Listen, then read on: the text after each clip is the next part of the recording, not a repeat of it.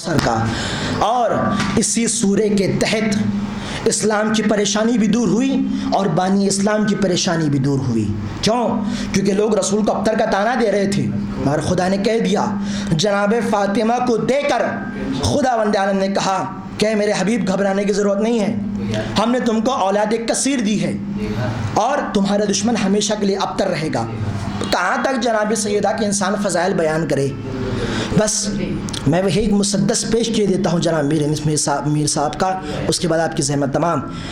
کہتے ہیں کہ جناب میر صاحب کہتے ہیں کہ اوصاف میں سب خلق اگر ایک جگہ ہوں، اوصاف میں سب خلق اگر ایک جگہ ہو، زہرا کی بزرگی نہ بیاں ہو نہ بیاں ہو۔ اوصاف میں سب خلق اگر ایک زباں ہو، زہرا کی بزرگی نہ بیاں ہو نہ بیاں ہو، گر چاہے کہ عصمت کا کچھ احوال آیا ہو تو شاہد مذموم پس پردہ ہی نہا ہو۔ اللہ اکبر، صلوات پڑھیں محمد وعلی محمد۔ اللہم صلی علی محمد وعلی محمد۔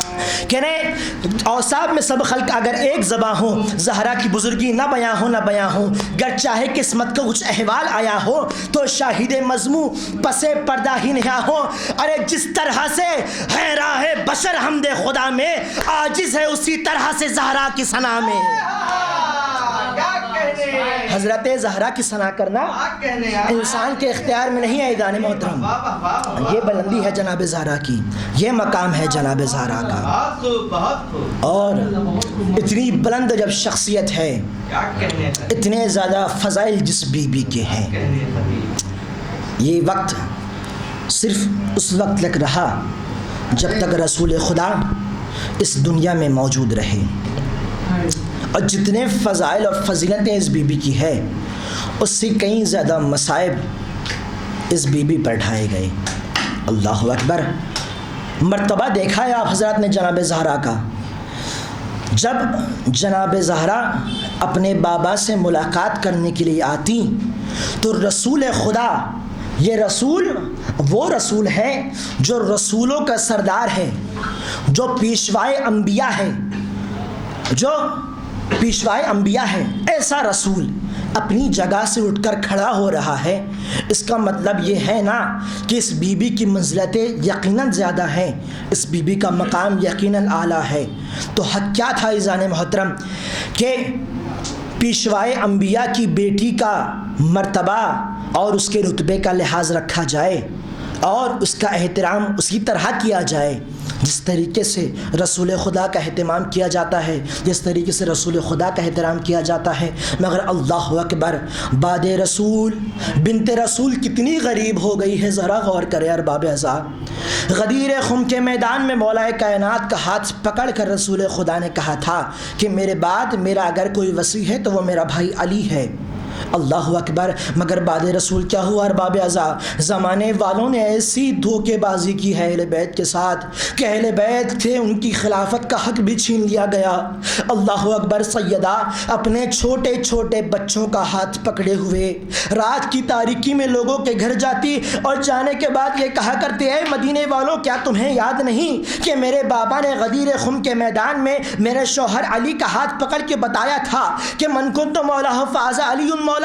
مگر اللہ اکبر، کسی نے بھی اس بات کا اقرار نہیں کیا، ہر ایک اس بات کا انکار کرتا گیا کہ ہمیں یاد نہیں، ہم اس وقت موجود نہیں تھے۔ اللہ اکبر، کتنی غریب ہو گئی ہے بنت رسول۔ اللہ اکبر۔ ارے ایک مرتبہ تاریخ نے ایک واقعہ، ایک روایت بیان یہ کی ہے کہ آپ سب کی مائیں زندہ ہیں، جس شخص کی ماں اس دنیا میں نہیں ہے، خدا وند عالم اس شخص کی ماں کو جنت میں عالی مقام نہایت فرمائے، لیکن جن لوگوں کی مائیں زندہ ہیں انہیں پتہ ہے کہ ماں کا مرتبہ کیا ہوتا ہے، ماں کا مقام کیا ہوتا ہے۔